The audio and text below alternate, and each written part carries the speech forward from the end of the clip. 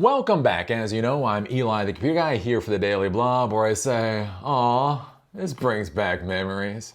Have I ever told you the story of when I got laid off, not fired, laid off as a pizza delivery driver back during the dot-com bust?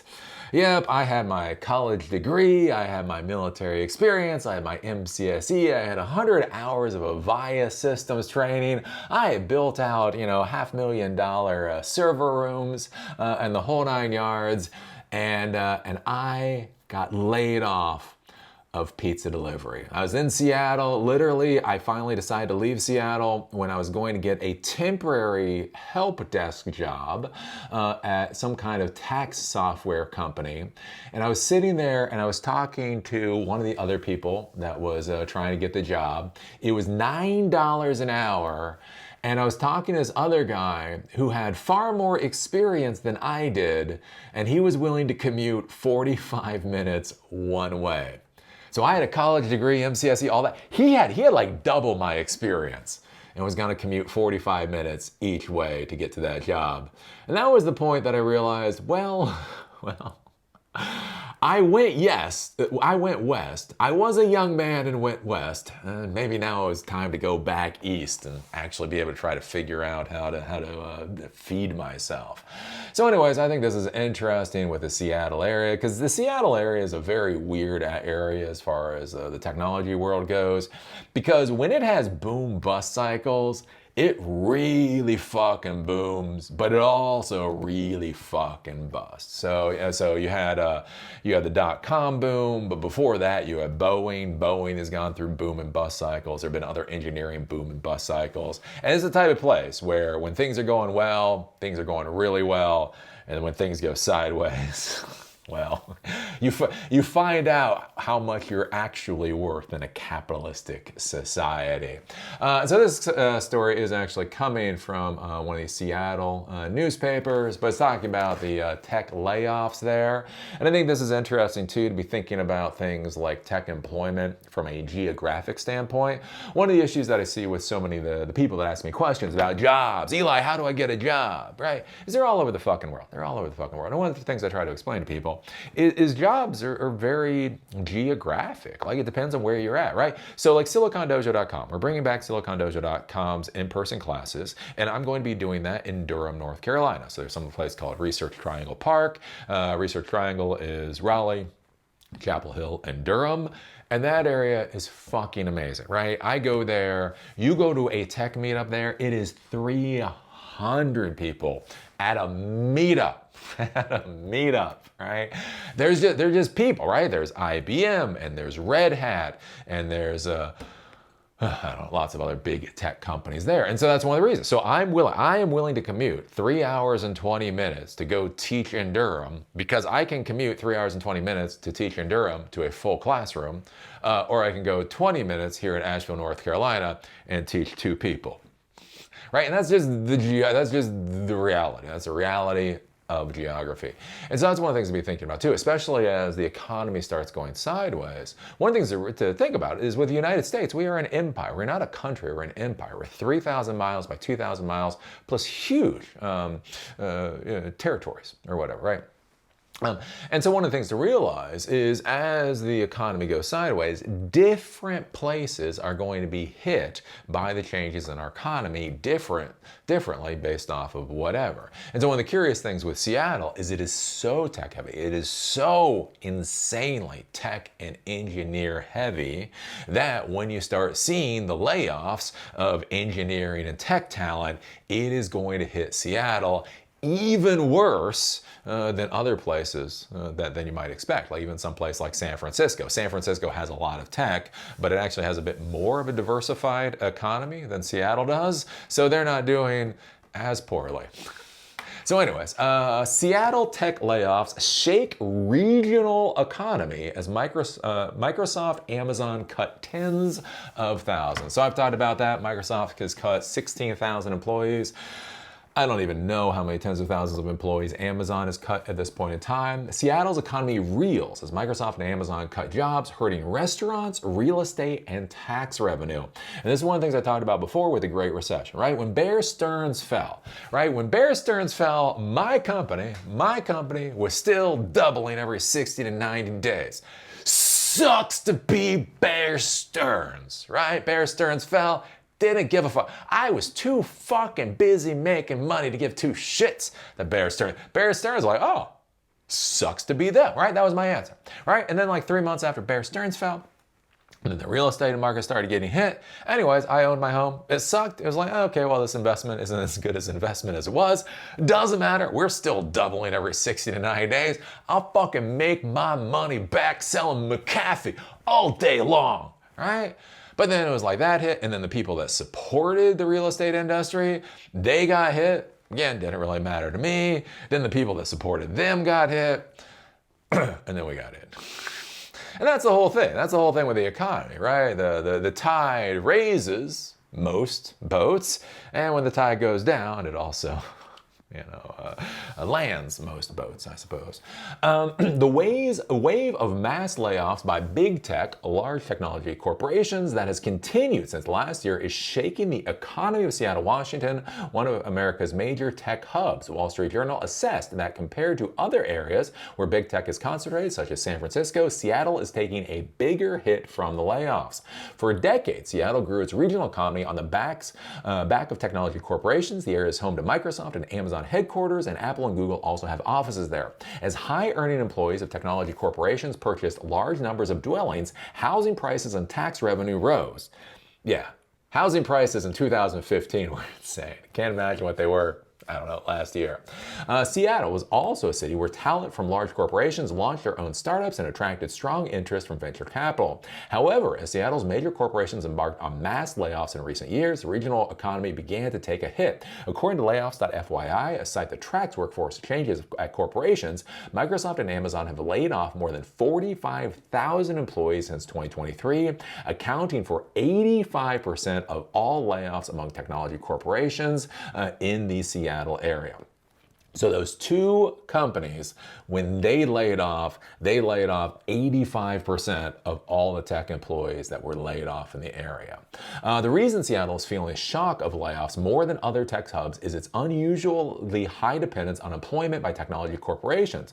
While Alphabet, Google's parent company, and Meta Platforms, big tech corporations in San Francisco, employ about 15% of the local tech workforce, Microsoft and Amazon employ about 40% of the Seattle area tech workforce. So that's one of the things. So in Seattle, they actually have a more diverse employer base than they actually do in San Francisco. They have a more diverse employer base than they seem to have in Seattle. So when Microsoft and Amazon are booming, that's great for Seattle, but when they start tanking, it actually hits Seattle much worse. Moreover, after layoffs of the two corporations, other Seattle corporations, such as the online travel agency Expedia and real estate information firm Redfin, followed suit one after another, spreading the layoff fallout to other industries. As a result, due to declines in tax revenue, such as payroll taxes, Seattle's income is expected to fall by $146 million over the next 2 years. And so think about that too. As all these people get laid off, they're no longer getting taxed. If they're no longer getting taxed, the government is no longer getting that money. Now, like or hate that the government takes your money and spends your money, one of the important things in a capitalist system is that they do spend money, right? It's keeping money going. If they lose access to $146 million, that's $146 million of products and services that the government is not going to be buying. Hannah Andrews, manager of Five Stones Coffee, located right next to Microsoft's headquarters, said applications, and this just brings a little smile to my heart. It's like, oh, I remember these days. So, manager of Five Stones Coffee, located right next to Microsoft's Seattle headquarters, said applications from highly skilled tech workers have recently increased for cafe positions, paying the local minimum wage of $16.66 per hour. Andrew noted that applicants frequently list the experience at technology corporations such as Microsoft on their resumes or held master's degrees.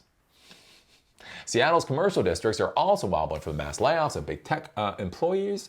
According to the U.S. FinTech Corporation Square, restaurant and retail expenditure has fallen in the commercial and shopping districts near Amazon and Microsoft headquarters, and in some popular areas, total transaction volume declined by up to 7% last year. In the first half of this year, about 450 or 16% in total 450 restaurants, or 16% of the total in Seattle, closed. So again, we start talking about the knock-on effects, right? If you lay off 16,000 employees, that's 16,000 people that are no longer having income that the city can tax. That's 16,000 people that are no longer spending $10 for a cup of coffee in the morning. That's 16,000 people that may no longer have the money to take Ubers and all of that kind of stuff. And that's where you start having that reinforcing cycle of you take one hit, which hits another hit, which hits another hit, which hits another hit. Noel McDonald, executive vice president of recruiting firm Aquint, which counts Amazon and Microsoft as major clients, said, quote, Seattle technology corporations are hiring at smaller scales than several years ago, adding hiring cycles have lengthened and the number of applicants has increased by about 10-fold. And that's what I also talk to people about with this whole job thing. Why I fucking hate the job question. Ask me about stacks, ask me about programming languages, fucking ask me about Roxy. Just stop asking me about jobs. Think about this, right? The number of applicants for jobs has increased by 10x.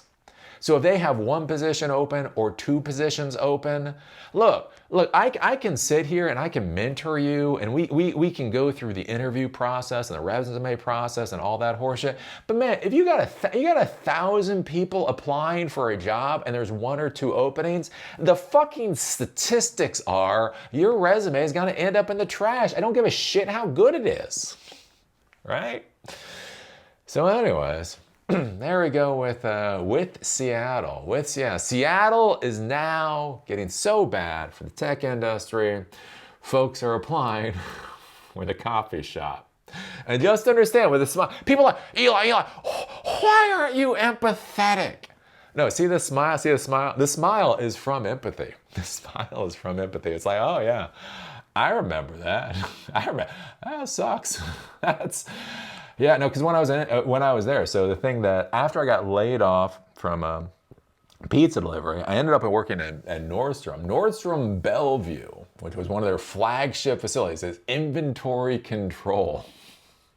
I think I was making $11 an hour. I think I was making something like $11 an hour. Literally, there was this back room in Nordstrom where I think like returns come in or something like that. And anyways, we had to scan the merchandise and like make sure it was okay to be put back out on the floor for, you know, the sales price or whatever else. Yeah, that's what I was doing. That's how I ended up paying my rent when I was in Seattle, you know, by doing that. Remember when I talk about living in the student ghetto? So I was at U District. My entire neighborhood has now gotten flattened, right? When we went back in 2015, I wanted to show my wife where I used to live. It's fucking gone. Like U District, like you go across this little bridge and over here, there used to be like these old, like shitty, like 100-year-old houses. They just got fucking leveled. Now it's like five-story apartment buildings or whatever. Anyways, I think I was paying $400, $500 a month. I was paying $400, $500 a month, literally for a room in a house that had 15 people.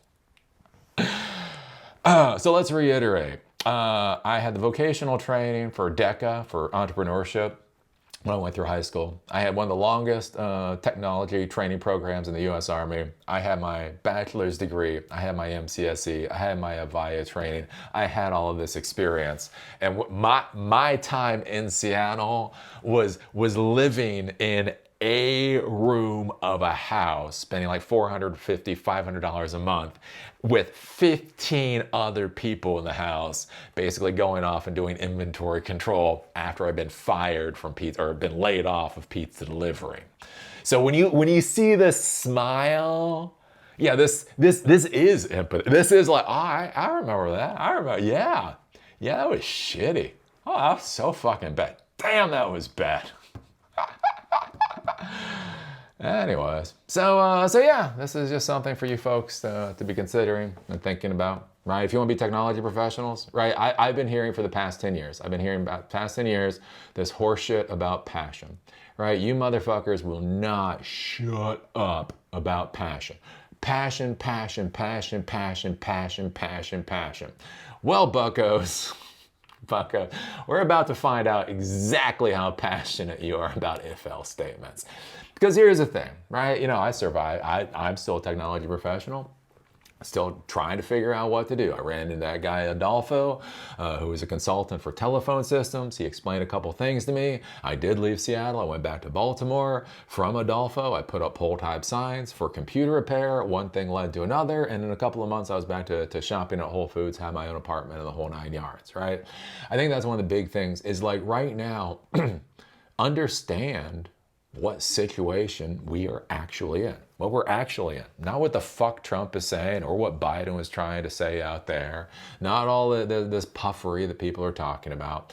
Looking at the real economic world that we are in and then trying to figure out the best position for you, right? Figuring out what people actually need and what people are actually willing to pay for, right? I think artificial intelligence is fucking ass stupid. I really do. If you've heard me, you will hear my opinions about artificial intelligence. A fine set of functionality, but whatever, right? But here's the thing. There's a lot of people that are really interested in AI right now. So if you get laid off from one of these tech companies, becoming an AI consultant might be a really good way to go, right? Billing people $100 an hour so that they can say that their companies are AI empowered or whatever horse crap, right? That's the reality. And so I think that's going to be one of the big things for you folks to be thinking about is just in this weird world that we're in, how do you actually position yourself? Because I mean that's the reality, right? There's this idea like don't you know who I am, right? I am worth.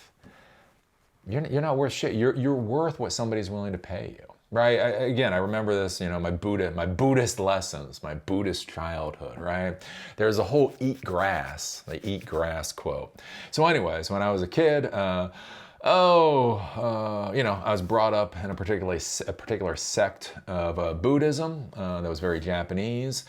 Anyways, so a lot of the people that I was around when I was young were actually Japanese older women. So you talk about people who don't necessarily need feminism. Those women were hard asses.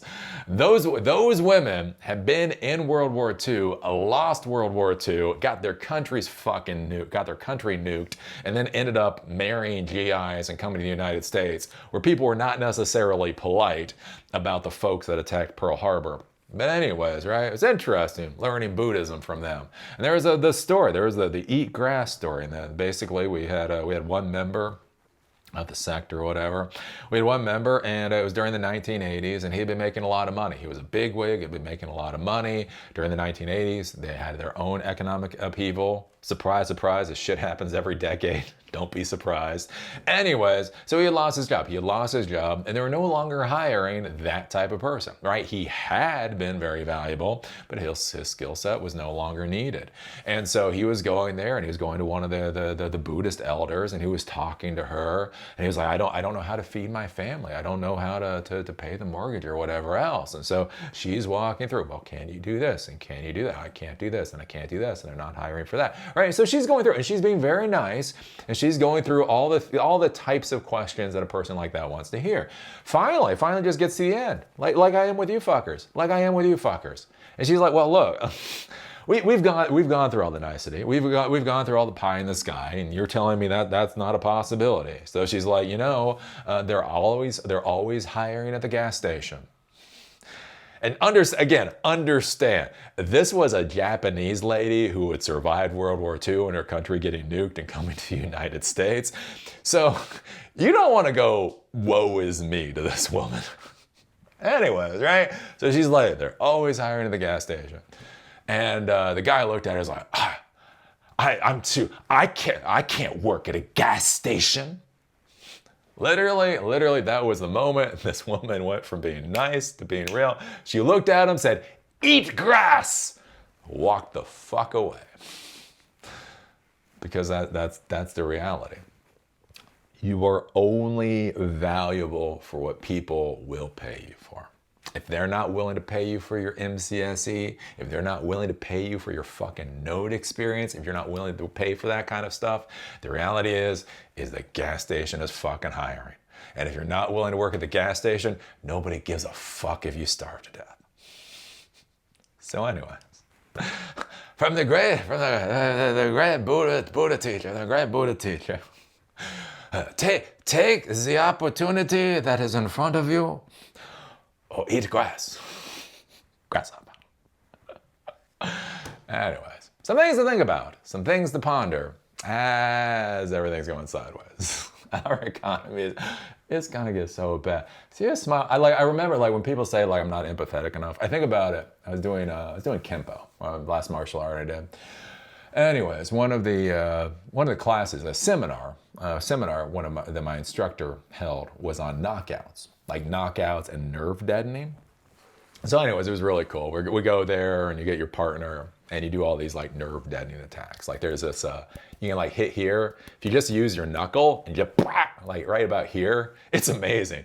Your brain just fucking spazzes out and you just hit the ground. You know, right? There's also one, there's a nerve deadening attack. If you do this looping kick, it's like a side kick, but it's really low, and you hit right about here. So you loop your shin into about there. The nerve just futzes out and guy falls to the ground. Nerve deadening is actually really cool. Anyways, it was funny. So we had this one assistant instructor. And we had this other guy. We had this other student, and the other student. He was an adult. He was a full-fledged adult. He wasn't a kid. He was 45 years old. Yeah, he had some anger issues. He had some issues he hadn't fully worked through. And so nobody really liked to train with him. Because when you train, you're supposed to go at about 50%. When you're doing it slow, you go at about 10%. When you start doing it faster, you do about 50%. And really, unless the other person really wants to go, you don't really get too much more above 50%. Because, taking punches hurts. Taking punches. Aches and pains. Anyways, so there was this one guy that just always, he did it. And then we had this assistant instructor. So everybody pairs up. Everybody pairs up. Right? Nobody wants to pair up with this guy. And so the assistant instructor, we all looked at him he's like, fuck. Because he's an instructor, right? He's like a 3rd degree black belt. So you can't say no to partnering up with one of your own students. Anyways, I just remember. Oh, so we're doing the looping thing. So I loop on my buddy. He's like, oh wow, that works. And then he loops on me. I'm like, oh wow, that works. We're all sitting oh wow, that works pretty well. Oh, it's about that point. We saw our assistant instructor. He's just squeaking across the ground. Oh, for love of God. He's in his black fucking gi. He's got his 3 little things. He's on the mat. Just pulling himself along. Oh, because the student just went at 100%. Oh, he just went at 100%. Anyways.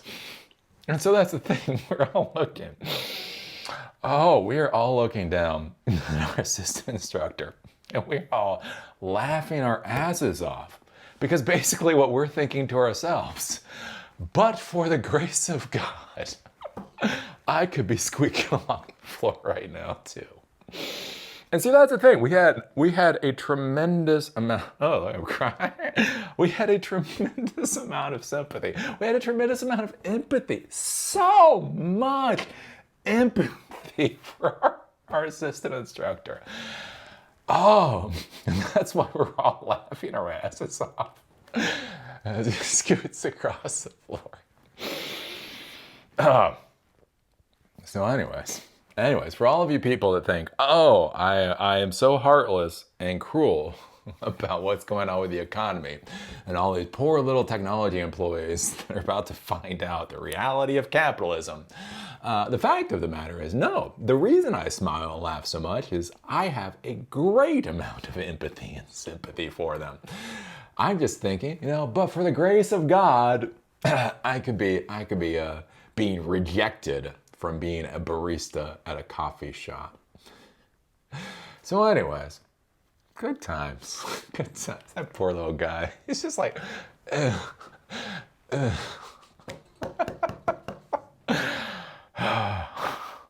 like, well, at least we know the nerve deadening works. I'm not really sure if his nerve was dead or motherfucker broke his leg. One way or the other, though, it was an effective attack.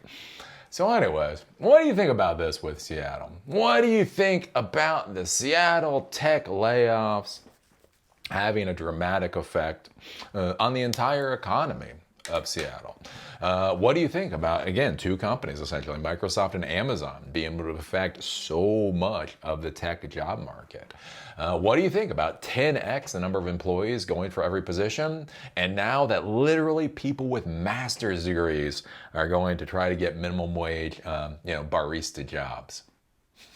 And do you think we are anywhere near the bottom? Do you think we are anywhere close to the bottom of this crap show?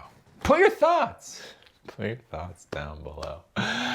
Give us a thumbs up. Give us a thumbs down. Call me amazing. Call me a cruel moron. Just be a big dog and do it down there in the comment section. Do you remember SiliconDojo.com still exists? We are about to do our first in-person class again. In between video shootings, I got the date. So it's going to be October 8th. It'll be October 8th. It'll be in Durham. Go take a look at the website, SiliconDojo.com. Become a member for free. The class is for free. Everything is for free. That's the kind of scam that Eli, the computer guy, runs. You just sit there going, where's the scam? I don't understand. There must be a scam here. I know, there's no scam. The scam in what I do is the fact that there's no scam. I just find it amusing with people trying to figure out what the scam is, because I have a kind of perverse sense of humor. I don't know. Anyway, SiliconDojo.com. We're going to have a class soon. And with that, see y'all later.